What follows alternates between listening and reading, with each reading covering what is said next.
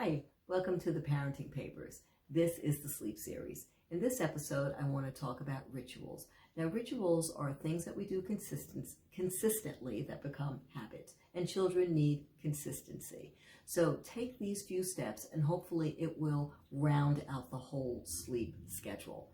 You want to start off by making sure that the bed is made. Now, if the bed hasn't been made in the morning like it should be by the child, then at least make sure that the bed is made prior to them getting back into it. You need a clean, made bed in order to get restful sleep. So please make sure the bed is made before they get back into it.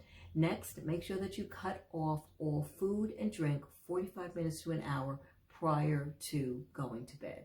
This will avoid any accidents or the child having to get up to go to the bathroom, indigestion, all the terrible negative things, even nightmares, all those things that can happen if you eat too close to bedtime. So please cut off food and drink at least an hour before bed.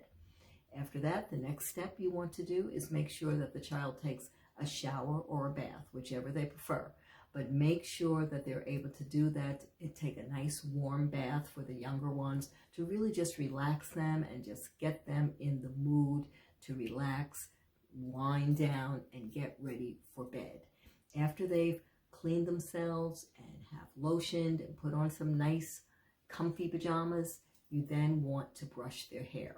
Hair brushing is really important because it stimulates the scalp. It's also a very relaxing ritual that will help the child calm down after the nice warm bath.